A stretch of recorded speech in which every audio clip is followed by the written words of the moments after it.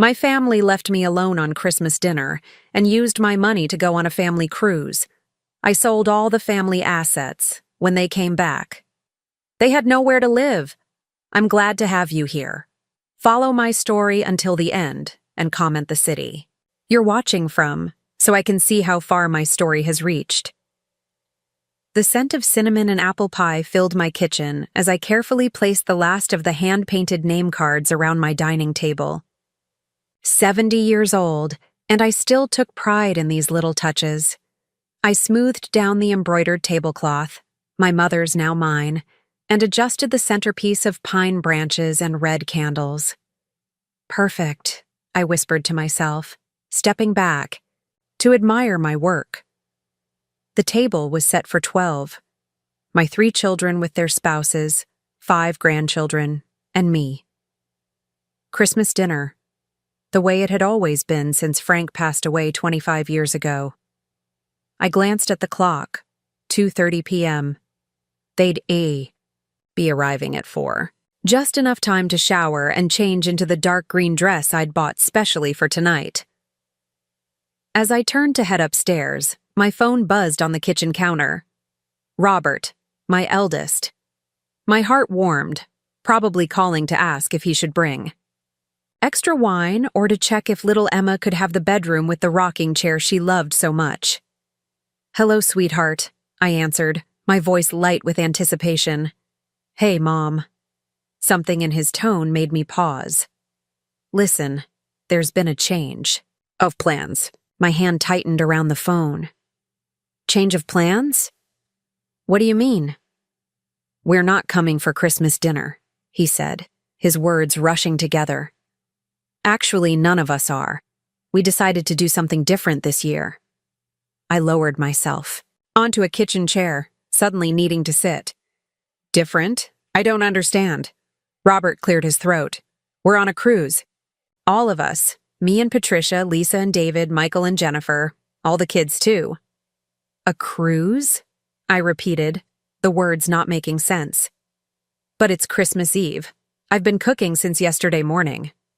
"Yeah, it was kind of last minute," he said, and I could hear the forced casualness in his voice. "Lisa found this amazing deal for a family cruise, 15 days in the Caribbean. We couldn't pass it up." The phone felt heavy in my hand. Why didn't anyone tell me? I could have come, too. A pause. "Well, Mom, you know how you get seasick. And there wasn't enough room anyway. It was exactly enough cabins for our immediate families." Immediate families. The words stung more than they should have. "When did you all leave?" I asked, struggling to keep my voice steady. "This morning." "We're already at sea." I heard laughter in the background, the clink of glasses. "Listen, Mom, I've got to go. They're doing this welcome thing on the main deck. Merry Christmas, okay? We'll call you when we get back." The line went dead before I could respond. I sat at my empty kitchen table, the phone still clutched in my hand, surrounded by the smells of a feast no one would eat. Slowly, I rose and walked to my purse, fishing out my reading glasses and bank card. With trembling fingers, I logged into my online banking app, and there it was.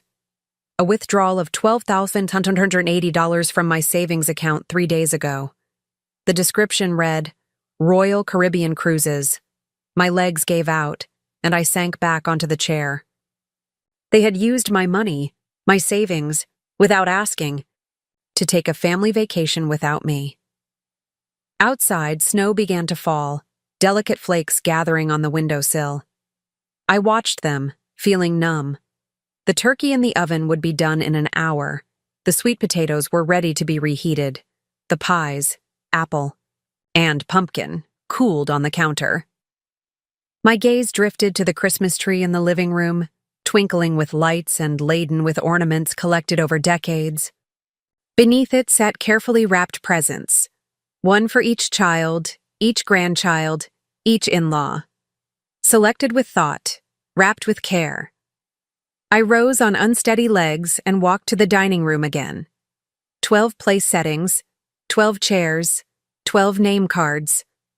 I picked up Robert's, then Lisa's, then Michael's. then each of their spouses and children. One by one, I collected the name cards, stacking them neatly. Then I gathered the extra plates, the unused silverware, the empty glasses. I reduced the table to a single place setting. Just one. Mine. As darkness fell outside, I sat at the head of my table, Christmas lights reflecting in the window behind me. I could see my reflection. An old woman, alone on Christmas Eve, a feast prepared for loved ones who chose not to come. I thought about calling someone, a neighbor perhaps, or my sister in Ohio. But pride kept my hands still. I couldn't bear to explain. Instead, I served myself a plate of food I no longer had an appetite for and poured a glass of the expensive wine I'd bought for the occasion. I raised my glass to the empty chairs. "Merry Christmas to me," I whispered, my voice echoing in the silence of my house. As I took a bite of turkey that tasted like cardboard in my mouth, I made myself a promise. This would be the last Christmas I spent being taken for granted. The last time my children would see my love as something to be used and discarded at their convenience. They had no idea what awaited them when they returned from their cruise. No idea at all. That night, after clearing away most of the uneaten food and wrapping leftovers that would feed me for weeks, I found myself unable to sleep. My bedroom felt cavernous, filled with echoes of a family that had chosen to abandon me on Christmas. I got up and made my way to the attic, pulling down the old cedar chest that held the remnants of my life. Inside were photo albums, letters, and mementos, physical proof of a lifetime of sacrifices made for children who couldn't spare me a single holiday. The first album I opened showed Frank and me, young and radiant on our wedding day. He was so handsome in his Navy uniform, his smile wide and sincere. We had been married just 6 years when the heart attack took him at 34, leaving me a widow with 3 small children: Robert, 5, Lisa, 3, and Michael, just 18 months old.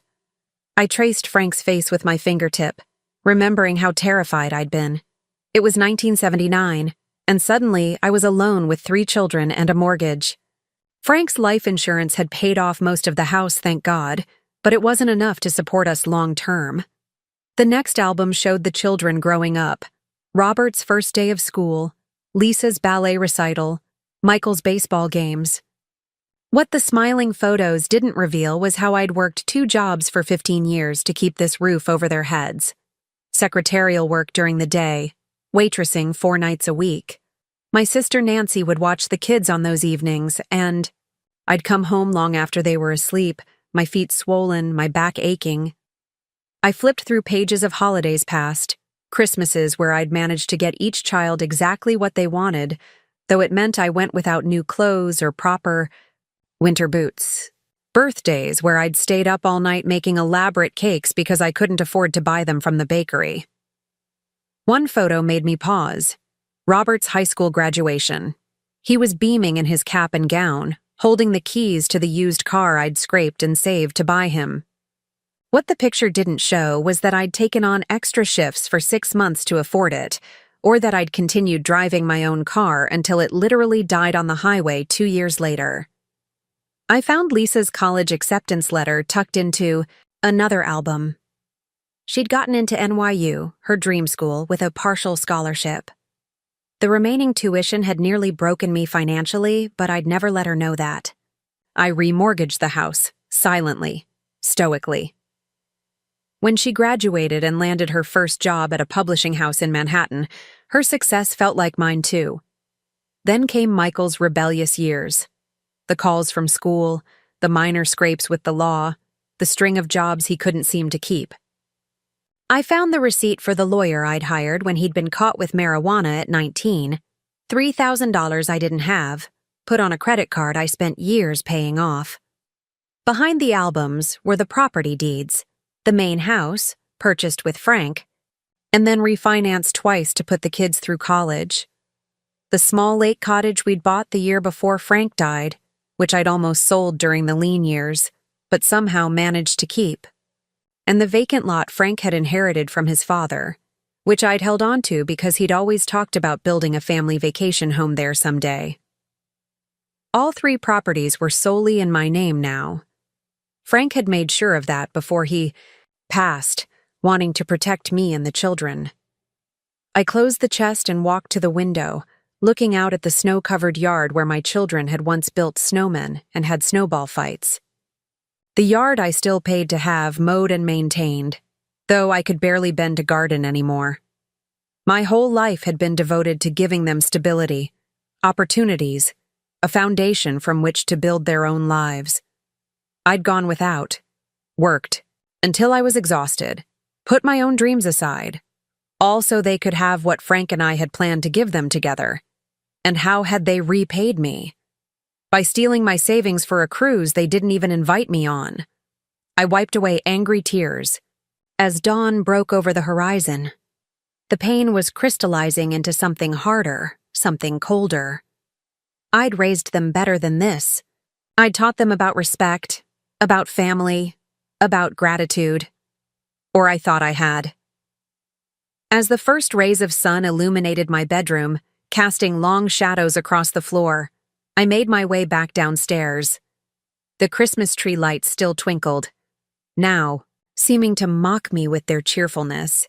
I unplugged them with a sharp tug, plunging the room into the cold blue light of morning. Then I walked to my office, a small room off the kitchen that had once been a pantry. Inside was a worn desk, my old computer, and a file cabinet containing important papers. I pulled out my address book and flipped to the L section. Lawrence Winters, my late husband's, college roommate and a real estate attorney. We'd kept in loose contact over the years, Christmas cards, occasional phone calls. It was time to make one of those calls, because if my children thought they could discard me like this, they were about to learn a very expensive lesson about the value of family. Edna, it's been too long. Lawrence's voice came through the phone, warm and familiar despite the years. How are you holding up? I hesitated, unsure how to answer.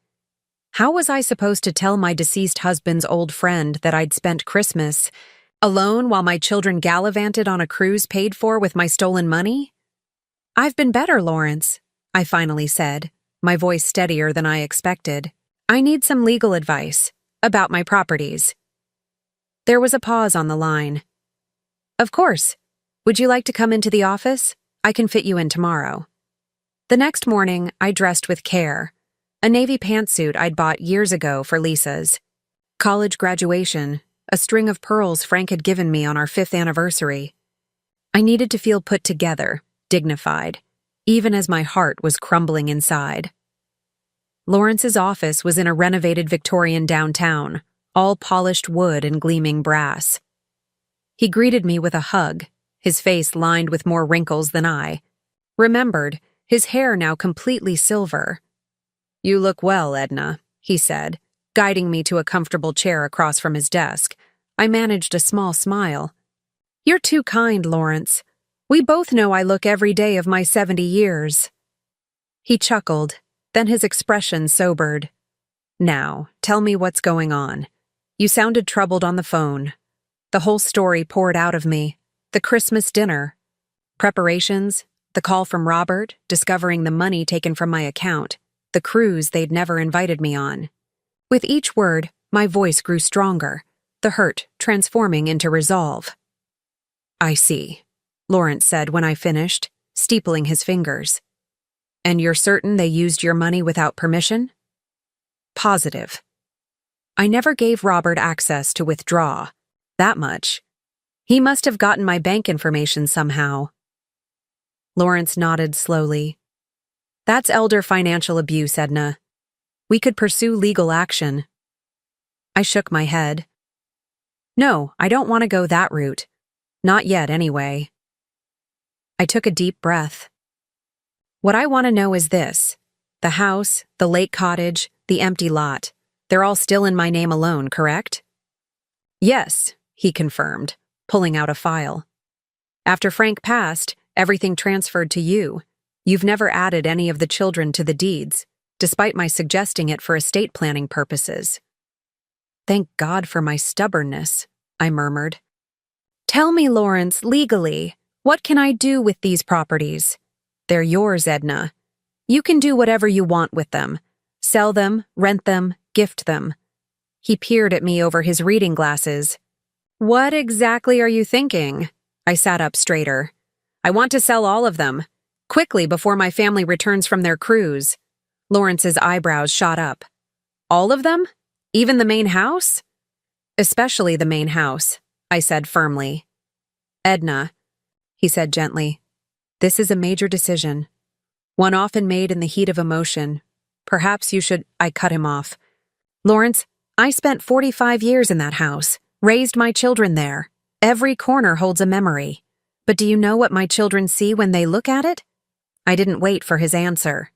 Dollar signs. They see their inheritance, property, values, what they can get from me when I'm gone. I leaned forward. I found something when I was looking for the property deeds. A brochure for Sunny Pines Assisted Living with notes in Robert's handwriting about convincing Mom it's time. They were planning to put me in a home, Lawrence. After the holidays. After returning from their cruise. Lawrence's face darkened. I see. No, you don't, I said, my voice breaking slightly. My children, whom I sacrificed everything for, were planning to take my home, my independence, and my dignity. They were just waiting for the right moment. I composed myself, straightening my spine. I refuse to be a burden they need to deal with. I refuse to be an inconvenience they plan around. And most of all, I refuse to leave them a windfall they clearly don't deserve. Lawrence studied me for a long moment, then nodded. All right, Edna. If you're certain this is what you want, I'll help you. The market is strong right now. We can likely sell all 3 properties quickly, especially if we price them competitively. Good, I said, a strange calm settling over me. I want to be in my own place, something small, manageable that I choose for myself, before they return. That's a tight timeline, but doable. He pulled out a legal pad. And what about their belongings in the house? I hadn't considered that. The children still had rooms filled with their things, boxes of memorabilia I'd kept for them, furniture they'd claimed but left with me because they didn't have room in their own homes. Put it all in storage, I decided. I'll pay for 3 months. After that, it's their responsibility. Lawrence made notes, then looked up at me. Where will you go, Edna? Have you thought about that? For the first time since making this decision, I felt a flutter of excitement. There's a small condominium complex near the park. I've always admired it when I go for my walks. The units have balconies overlooking the duck pond. Park view condominiums? Those are lovely, Lawrence agreed. And certainly within your budget, especially after these sales. As we worked through the details, I felt a weight lifting from my shoulders. For decades, I'd carried the burden of that. House, the maintenance, the property taxes, the memories both sweet and painful. I'd stayed because I thought that's what my family needed. A home base, a gathering place, a legacy. But they'd shown me exactly how much they valued that legacy when they abandoned me at Christmas and stole my money. By the time I left Lawrence's office, we had a plan in place. He would contact real estate agents that afternoon. The properties would be listed by the end of the week. With any luck, I would be in my new home before my children's ship docked. As I drove home, past the familiar streets where I'd raised my family, I felt something I hadn't expected. Freedom. For the first time in decades, I was making a decision purely for myself, not calculating how it would affect my children, not sacrificing my needs for theirs. It felt terrifying. It felt exhilarating. It felt right. The next 2 weeks passed in, a whirlwind of activity that left me little time to dwell on my children's betrayal. Lawrence had been true to his word, connecting me with Mary Ellison, a real estate agent specializing in quick sales. These properties are gems, Mrs. Warren. Mary said during our first meeting, her eyes gleaming as she toured my home. The market is hot right now and inventory is low. If we price them right, they'll move fast. And move they did. The lake cottage sold first, just 3 days after listing, to a young couple eager for a weekend retreat. They paid cash, allowing us to close quickly. The vacant lot went next, purchased by a developer who'd been eyeing that area for years. The sale of those 2 properties alone provided enough for my new condo and a comfortable financial cushion. The main house, my home for 45 years, took slightly longer, but by the end of the second week, we had multiple offers. I accepted, one from a family with 3 young children. The mother had tears in her eyes when she walked through the backyard. "I can just see our kids playing here," she said, smiling at me. "This is a home where memories are made." I nodded, remembering, pushing my own children on the swing set that used to stand under the oak tree. "Yes, it is." While the sales moved forward, I found my perfect new home, a 2-bedroom condominium on the 2nd floor of Parkview, with a balcony overlooking the duck pond just as I'd imagined. The building had an elevator, a small fitness room, and a community space where residents gathered for coffee each morning. At my age, the idea of neighbors close by was comforting rather than intrusive. The condo itself needed updating. The kitchen was straight out of the 1990s, and the carpet had seen better days. But it was mine. Not a repository of family history or expectations, but a fresh start. With each day that passed, my resolve strengthened. There were moments of doubt, of course. Times when I'd find myself standing in Robert's old bedroom, running my fingers over the height marks on the doorframe, or sitting on the window seat in Lisa's room where we'd read stories together. And my heart would ache with memories. But then I'd remember Christmas Eve, the silent house, the uneaten food, the phone call that changed everything, and the doubt would vanish, replaced by a steely determination. I hired a moving company to pack only what I wanted to take: my bedroom furniture, my favorite living room chair, family photos, carefully selected, Frank's desk, my kitchen essentials, and personal items I couldn't bear to part with. Everything else would go to the children's storage unit or be donated to charity. "Are you sure you want to leave the dining room set?" the moving foreman asked, eyeing the solid cherry table and chairs that had been the site of countless family meals. "It's a valuable piece." I looked at the table, remembering last Christmas Eve, 12 place settings reduced to 1. "I'm sure," I said firmly. "I won't need it where I'm going." As moving day approached, I worked through the house methodically, room by room, deciding what to keep, what to store for my children, and what to donate. It was like excavating the layers of my life, each object carrying its own weight of memory. In Robert's old desk, I found a shoebox full of birthday cards I'd given him over the years, each with a handwritten note inside.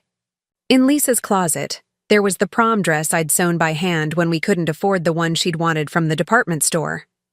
In Michael's room, I discovered the guitar I'd bought him for his 16th birthday, the one he'd played for, 3 months before abandoning it for a new interest. I placed these items in carefully labeled boxes, along with other mementos I thought they might want someday. The rest, furniture they'd left behind, childhood trophies, old school projects, went into the storage unit I'd rented for them. 2 days before my children were due to return from their cruise, I stood in my emptied house for the final time. The walls were bare, the rooms echoing with absence. Only the dining room remained intact, as the new owners had asked to purchase the table and chairs along with the house. I walked through each room slowly, saying goodbye to the space that had sheltered my family through decades of joy and sorrow. In the kitchen, I remembered teaching Lisa to bake cookies. In the living room, I saw Christmas mornings, birthday celebrations, movie nights. In the backyard, I pictured summer barbecues and winter snowball fights. This house had been more than walls and a roof. It had been the foundation of our family life. And now I was walking away from it. But as I locked the door for the last time and placed the key under the mat for the new owners, as arranged, I felt not grief, but a profound sense of rightness. This chapter of my life had ended. It was time to begin a new one. My new condo welcomed me with sunlight streaming through the large windows, illuminating possibilities rather than ghosts. I spent my first night there arranging and rearranging my belongings, making the space my own. I hung a few cherished photographs, Frank in his Navy uniform, the children when they were small and still adored me without complication, my parents, on their 50th anniversary, but left most of the walls bare, ready for new memories. That evening, I sat on my balcony with a glass of wine, watching ducks paddle across the pond as the setting sun turned the water to gold. For the first time in weeks, I allowed myself to imagine my children's reaction when they returned to find their childhood home sold, their inheritance liquidated, their mother gone. There would be shock, certainly. Anger, undoubtedly. Perhaps even accusations about my mental competence. I wasn't naive about how adult children sometimes handle aging parents who assert independence, but I was prepared.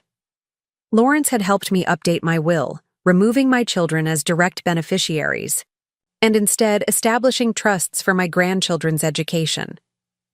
He'd also prepared a durable power of attorney naming my sister Nancy, not my children, as decision-maker should I become incapacitated.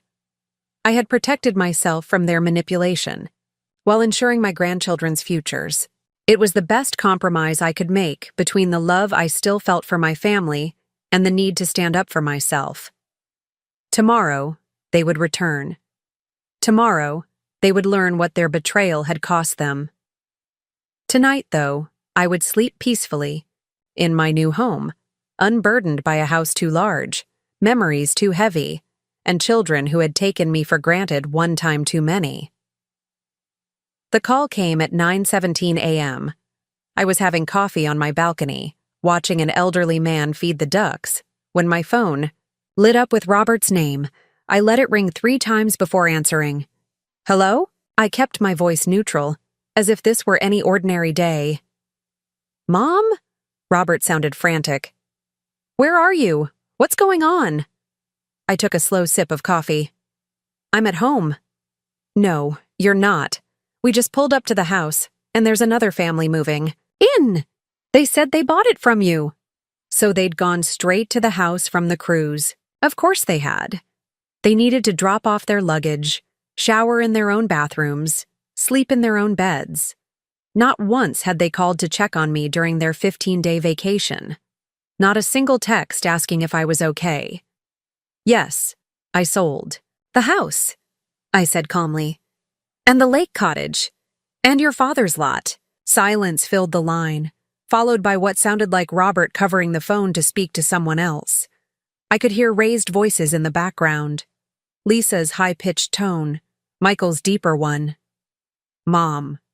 Robert's voice returned, strained, with forced patience. What do you mean you sold the house? Where are you going to live? Where are we going to stay when we visit? Where's all our stuff? I've moved to Parkview condominiums. As for your belongings, I've put them in a storage unit. I've paid for 3 months. After that, it's your responsibility. I gave him the address and access code. The keys are with the manager. This is insane, Robert sputtered. You didn't even discuss this with us. Like you discussed. Taking $12,180 from my savings account for your cruise? I countered, my voice still even. Or like you discussed plans to put me in Sunny Pines assisted living after the holidays. Another stunned silence. How did you... He began, then stopped abruptly. Mom, that was just research. We were looking at options for the future, that's all. My future, I corrected him, which is now secure, in a home I chose, paid for with money from properties I owned. But those properties were our inheritance. Lisa's voice suddenly came through. Robert must have put me on speakerphone. You had no right to sell them without talking to us first. My hand tightened around my coffee cup.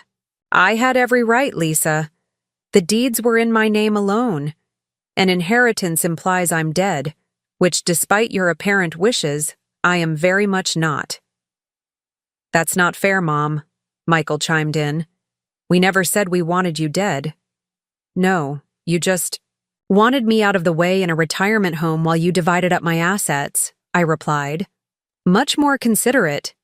You're blowing this way out of proportion, Robert said, his tone condescending. We were just starting to think about the future. Your future. You're not getting any younger, Mom. No, I'm not, I agreed. Which is why I decided to take control of my remaining years, rather than leave my fate in the hands of children who abandon me at Christmas and steal my money. We didn't steal, Lisa began. Robert took $12,180 from my account without my knowledge, or permission to pay for a family cruise I wasn't invited to join. I interrupted. What would you call it? No one answered. Mom, Robert finally said, his voice softer now, cajoling. You're upset, and I understand. But selling everything is an extreme reaction. Let's talk about this. Where are you? We'll come over and we can work this out. I could almost see him, the same expression he'd worn as a teenager when caught breaking curfew, the one that said, I know I messed up, but I'm counting on your love to let me off the hook. No, Robert. There's nothing to work out. The sales are final. You can't be serious, Lisa said, her voice cracking. What about all our memories in that house? What about Dad? How could you just sell it out from under us? The mention of Frank sent a pang through my heart, but I held firm. Your father would be appalled at how you've treated me.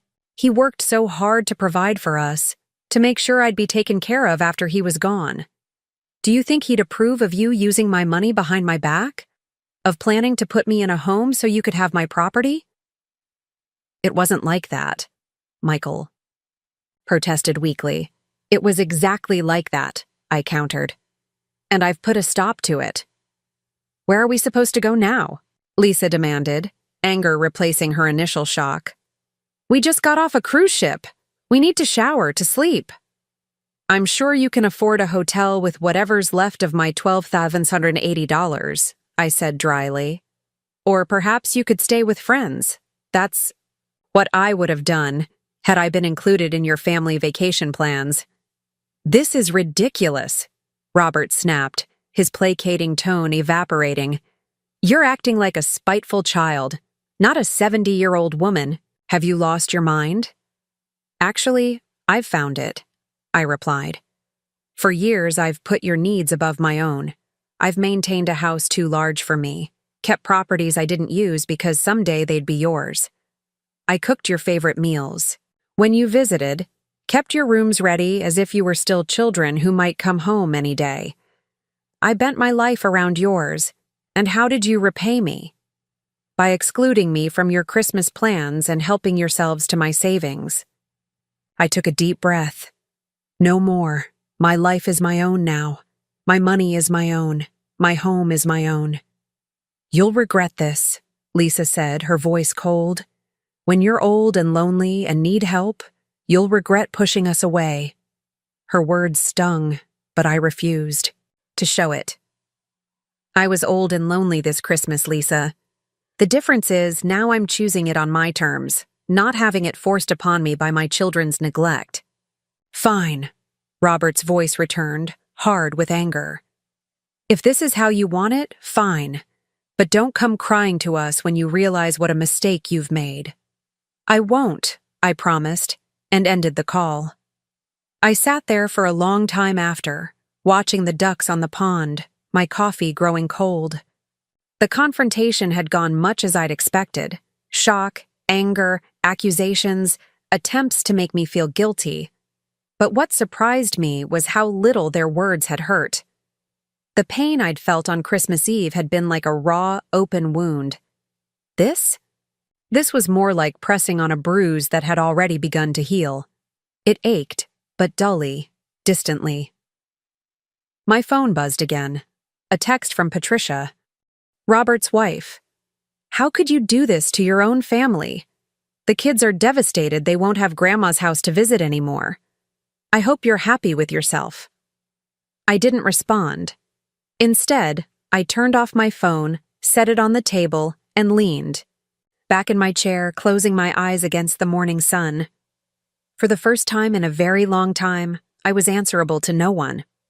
The sensation was both terrifying and exhilarating. As I sat there, I heard a soft knock on my condo door.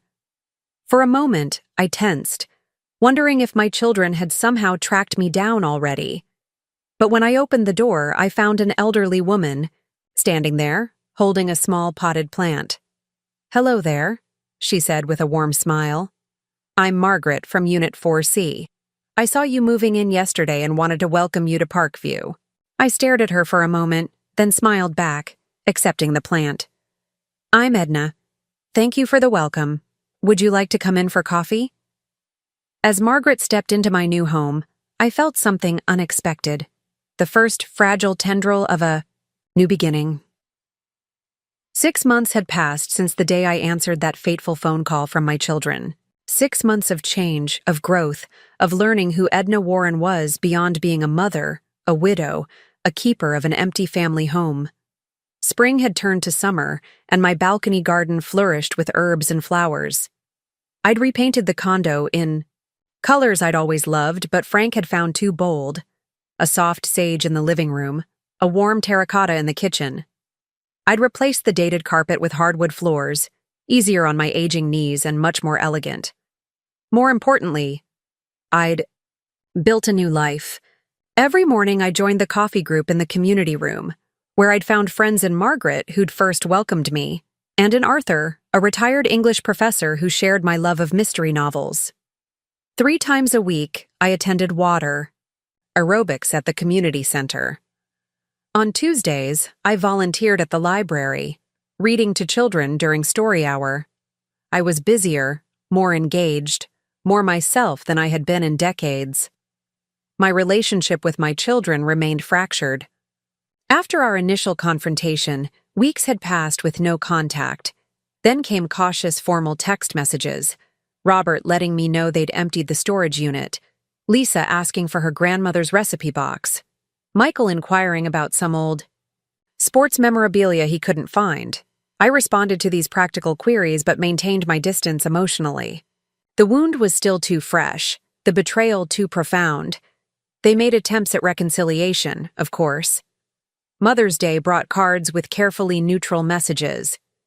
My birthday in June prompted stiff phone calls, but none of them apologized for what they'd done, and I refused to pretend it hadn't happened.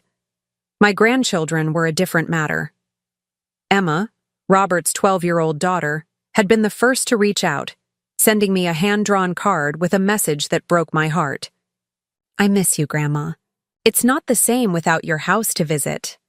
I'd called her immediately, assuring her that while the house was gone, I was very much still here. We arranged for her to visit my new home, and Robert reluctantly dropped her off one Saturday afternoon. "This is so cool, Grandma," she exclaimed, exploring my condo with unfeigned enthusiasm.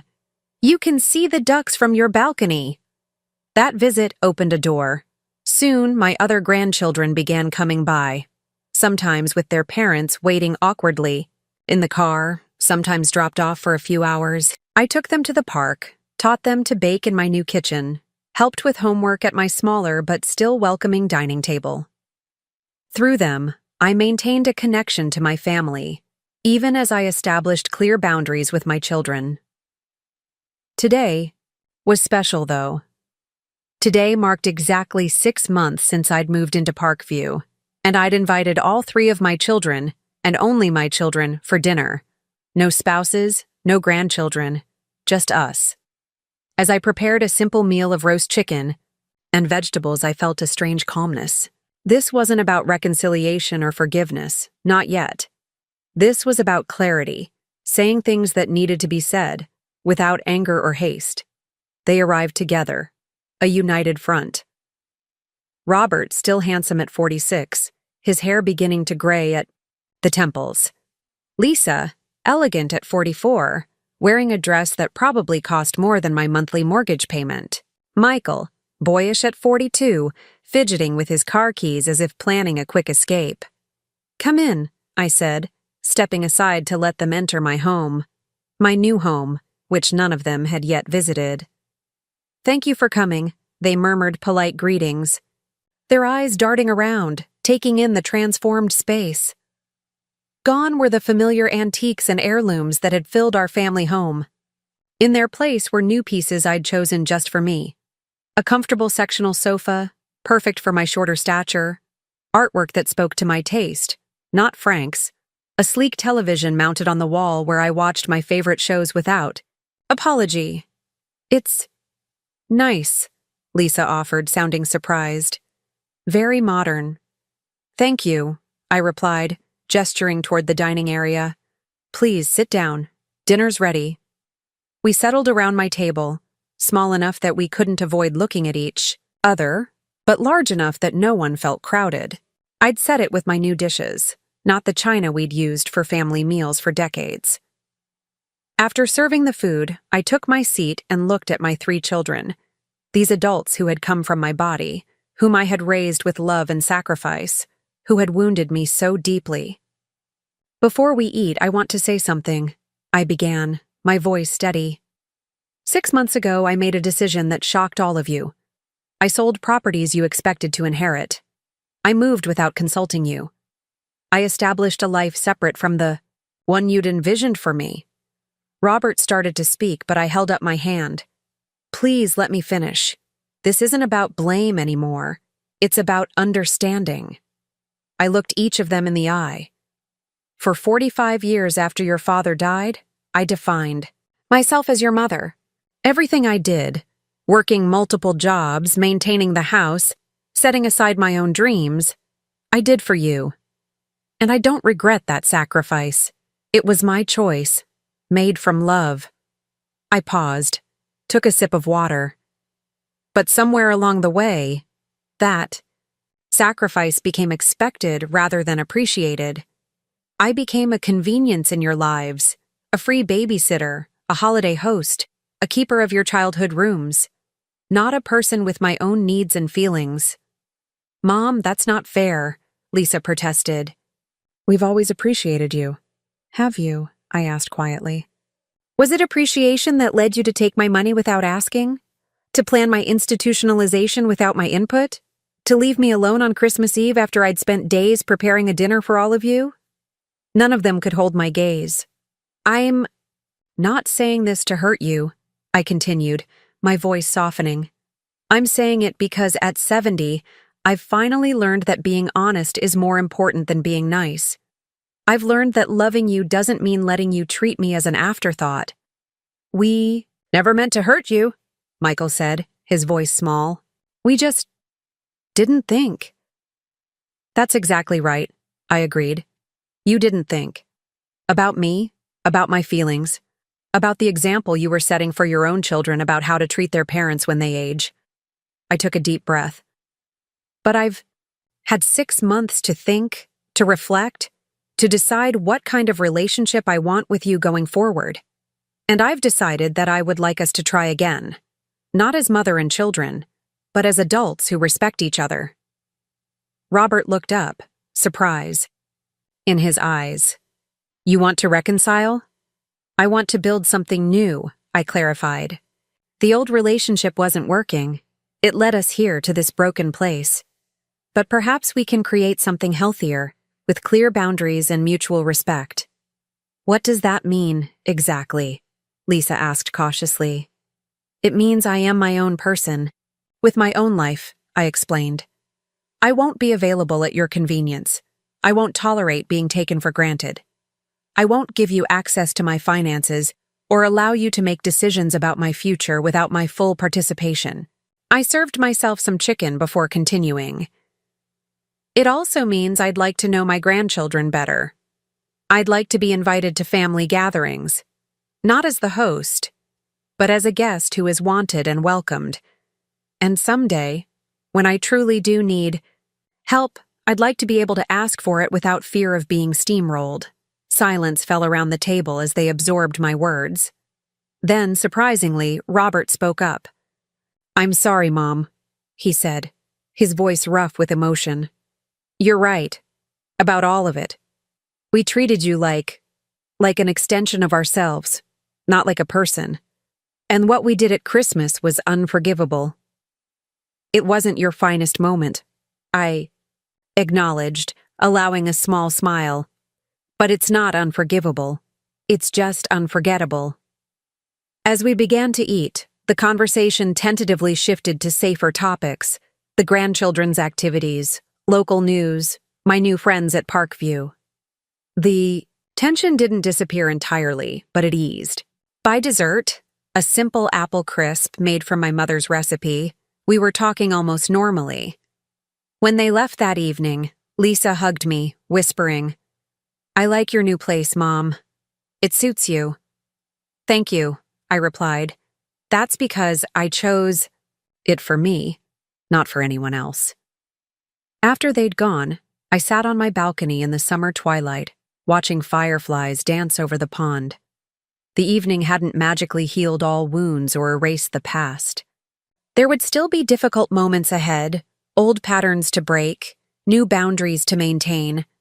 But for the first time in a very long time, I felt at peace with my decision. I had reclaimed not just my financial independence, but something far more precious, my sense of self-worth, my right to be treated with dignity, my voice. The house was gone, yes. But I, Edna Warren, 70 years old, and finally, truly herself, I remained. Stronger, wiser, and free. Now I'm curious about you who listened to my story. What would you do if you were in my place? Have you ever been through something similar? Comment below. And meanwhile, I'm leaving on the final screen 2 other stories that are channel favorites, and they will definitely surprise you. Thank you for watching until here.